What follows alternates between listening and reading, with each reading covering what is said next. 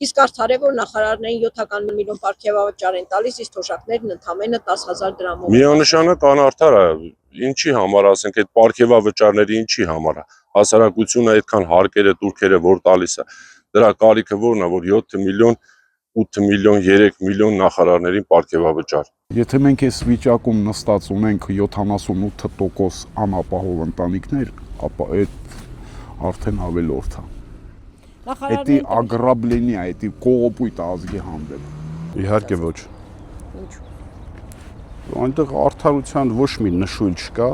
եւ այդ պարգևավճարները ինչի համար են իրենք ստանում, երբ որ երկիրը գտնվում է այս ծանր վիճակում։ Սոցիալական շատ խնդիրներ կան լուծելու այս Հայաստանի Հանրապետությունում, եւ պարգևավճարները ես կարծում եմ, որ շատ անհիմն են եւ կարիք չկա այդպիսի բաներ անելու։ Դա ուղղակի աբսուրդի ժանրից է։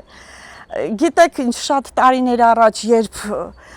էլի ազգային ժողովում հարց տվեցին պարգևավճարների համար,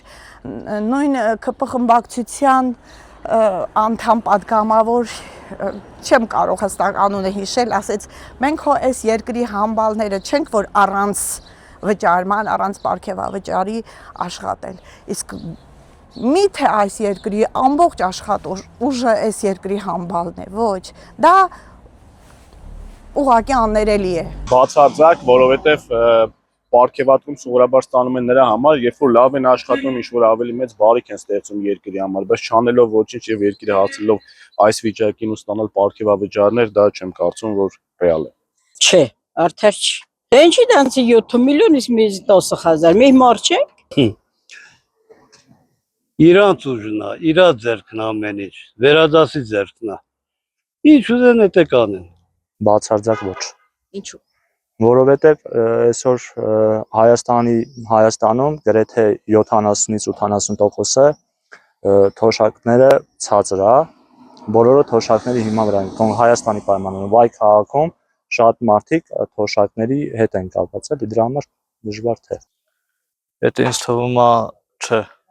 Ինչի՞։ Որովհետև 10,000 դրամ է ինչ գումար է, որ ժողովուրդը 10,000 դրամով կարողանա ապրի։ Ես էլ կուզեի նախարար լինեի։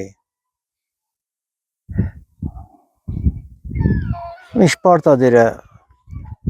որ ասենք լավ ղեկավարի կամ վատ ղեկավարի։ Միայն թե նախարար լինես,